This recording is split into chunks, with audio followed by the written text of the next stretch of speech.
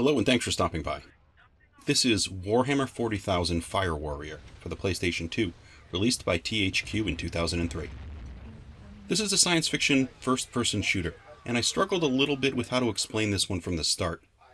It's not a very good shooter. But saying that, this is the one game that I bought way back in the day, and I traded it back in after I beat it. Then I missed the game and bought it a second time. I still have that copy, so I don't know. It's not a very good game, but for some reason I keep coming back to this one. This is from the Warhammer 40,000 universe. It started as a tabletop miniature war game where you paint figures and you basically play on a large table. Eventually it branched into books, movies, and video games. It's a sizable franchise. There have been a lot of games for the Warhammer 40,000 franchise specifically, but there haven't been any A-list breakthrough games that I'm aware of. There have been definitely good games, but when we talk about good games, I think they're usually considered good by fans of the franchise, not the general game-playing public. There have also been a lot of different styled games in this franchise. There have been squad-based strategy games, there have been army strategy games on a larger scale, there have been third-person shooters, and this is the first-person shooter that I think I owned. I'm not sure if they have more, but also if you've ever seen or played the game Space Hulk, this is from that same universe. Actually, Space Hulk I think was one of the very first games they had for it. It was back out in the 80s. This franchise has been having games released for it over countless systems over the years, for sure. First, I'll summarize the general science fiction universe that we're playing in here. It goes like this. Thousands of years in the future, there is only war. There you go. There are some various races in the universe, and in this game, you play a fire warrior, which is a warrior for the Tau aliens. In this game, you're always in the middle of some war or another. Basically, that's that. Whatever you're going to be doing here, running through trenches, or invading a prison, or boarding a spaceship, it's all revolving around the war between races, so just shoot stuff and enjoy the trip. Now, as a Tau warrior, you have a decent-looking yellow armor, and you have this sort of large, squarish, yellow energy rifle. The rifle looks great, but is it any good? Well, this rifle is my first frustration with the game. It works, but you use the R1 and R2 triggers for this gun. R1 is going to be regular fire, and R2 is alternate fire. Well, for this weapon, R1 is auto fire, and R2 is a single shot. A single shot, okay? This actually isn't uncommon amongst most of the weapons you find in this game. The thing is, the solo shot is pretty much completely useless in a fight. You're always going to be using auto fire, so we've wasted a button coming out of the gates. The alternate fire, I think, should be a different fire altogether. Maybe shooting a grenade, or maybe just a different type of shot. I don't know. Even if this was like a three-round burst, that'd be great. It's just strange here, and it's a wasted button. Next, you can't zoom in with your basic rifle. Actually, you can't zoom in with almost every gun in this game. And clearly there's a scope on this rifle. You're going to fumble to find the zoom button when you're playing this one, and you're going to eventually become frustrated when you figure out that it doesn't exist.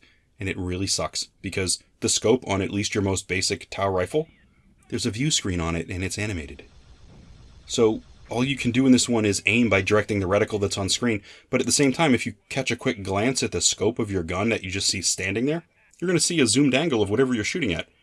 It's not usable for aiming, but it looks great. Someone spent some good time programming this clever little thing, but the scope of this weapon, it's functionally unusable. And you have no zoom to look at on the screen, it's just weird. You can't, we're talking zoom through a reticle or even looking down the sights. You can't do that. Nope. Another annoyance with the rifle. You can't swap the gun out.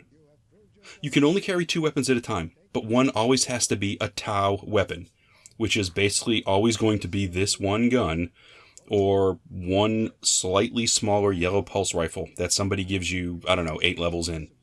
Basically, you never run into the weapon to switch between the two. It's useless to do so. I hate being forced to keep a particular gun or even a particular style of gun. What if I run out of ammo? Also, there aren't a lot of different weapons available in this game. I think it's 15. Honestly, when you're running through them, it's not a lot because most of them are useless. If you do get one of these other weapons, it might not be a great one to pick up. And that means you only have one real slot to swap weapons with. and you're going to find yourself pretty much sticking to one or two weapons that you like. If you do press right on the D-pad, or maybe it's left, I think it's left on the D-pad, you're going to pull out a sword. But it takes time to pull that sword out, and it is definitely not useful in a pinch. It takes time to pull it out. It's functionally useless. The next annoyance, and this is a baffling one to me. This is 2003. There have been plenty of first-person shooters up to this point. In this shooter, you have no hand-to-hand offense. You can't run up to somebody and punch them, or cuff them with the butt of your rifle. Nothing like that, with the exception of pulling out that stupid sword. And I consider this a big deal, especially on the 3rd or 4th level, when I'm running and storming a prison and I run out of ammunition. Then I'm in an area with both of my guns being completely dry, all the enemies I find, they weren't dropping ammunition, and I swear they were respawning. I don't know if they respawn in this game, but I swear this one area they were. I had to scramble running around. No punch. It's a total missed opportunity here. What happens if you're bearing down on somebody with your clip and you run out at the last minute? You can't just punch somebody to finish them off. It's frustrating. So we've got no punch, and we've got no zoom, no aiming down the sights on guns, and it's just a bummer. There's one weapon that you're going to get a zoom in later. You get a sniper gun. But looking down the barrel of that weapon, or looking down the scope, that's what I want for every weapon. Here it's just something where you end up spraying and praying. And that sniper rifle isn't that good. It's just a missed opportunity. It's frustrating. I am pleased to say you can duck and you can jump in the game, so that's good, but there's also no run option. How terrible is that? You always move at one speed, and I hate that. You have grenades, but grenades are controlled by pressing the triangle button. It's not responsive, and they don't go very far. If you hit somebody with a grenade and it blows up, it looks great when they disintegrate, of course, but good luck trying to make that one happen consistently. It just isn't a smooth throw, and it isn't responsive. If you're in the middle of an ammo change, you can't interrupt that motion to throw a grenade. Which means it just becomes difficult to use, and it's almost lost on me. Also, I swear I accidentally trigger a grenade throw from time to time by using the square button. I haven't figured out why this is happening yet, and it's happened to me more than once. Enough where I needed to mention it. Okay, so the game, we've got this war setting, and it's a first-person shooter, and we're in the PS2 era. So the level design. They're going to be chunky mazes, and you just need to fight your way through them. They're going to be blocky. There's going to be little logic to the design in most cases. You're going to find lots of hallways all over the place. Just hallways and hallways. And in certain buildings, you're going to be wondering, what was the purpose of this building? It just seems to be filled with hallways and a couple of larger chambers. Early on, anyway. I think the animations in this one, they're kind of awkward at times. The first level, you're fighting in trenches and you're shooting humans. And when they die, they just look kind of poor. They fall to their knees and they sort of flop over. It's a poor animation. And it's a confusing animation because it appears to be almost the exact same animation if they were dropping to their knees to go prone and shoot you. So sometimes you're shooting, they're falling to their knees, you think they're dead, but they're not. They were just kneeling. That's confusing to me. I think a little more care with the animations, maybe a little variety, would have been better. Also, the first level, it makes your main firearm, this awesome yellow pulse cannon, it makes it look really weak. All the humans you're fighting are not in armor. They're wearing camouflage. And camouflage that doesn't seem to match the planet they're on, but I guess that's beside the point. It just seems to take a lot of shots from this awesome-looking pulse rifle to go through clothing and kill somebody.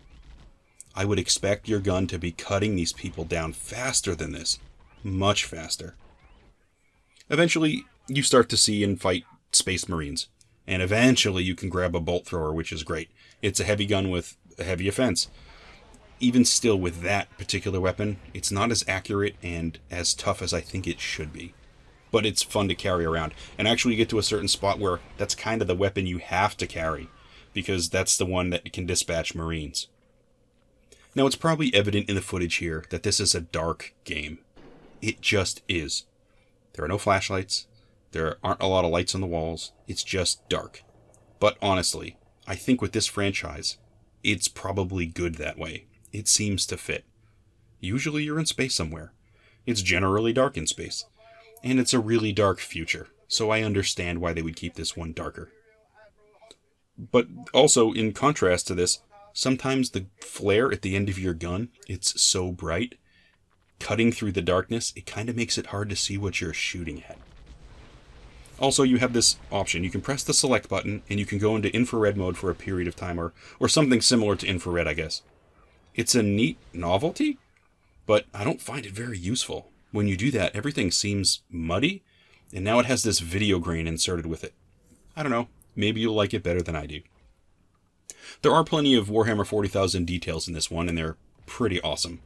You get sigil symbols, you're going to see awesome looking vehicles, and these are things that are represented by awesome models on screen that were designed based on really awesome physical models that were made, and you could probably buy at a store today. They just look awesome.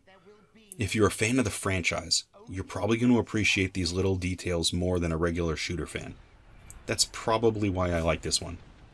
I know it's not that great of a game, but eventually you get to shoot Chaos Marines, and that's pretty crazy. And it's great from a fanboy perspective. This particular game for the PS2, it had online play as well. Now, I never did much with the PS2 online stuff. I just didn't. There weren't a ton of games that I had that took advantage of this, and for at least the model I had, you needed a special adapter. If you have a PS2 Slim, you had the LAN port built into the unit, but if you had a regular PS2 Fat, you basically had to buy a separate component altogether in order to get that functionality included. I seem to recall the first system to really start to go heavy into online play, that was the Xbox. And that's when people really started to pay attention to what they could do online with different games. So this is not a great first-person shooter. I know it isn't. But I think it does have definite appeal to fans of the 40,000 franchise.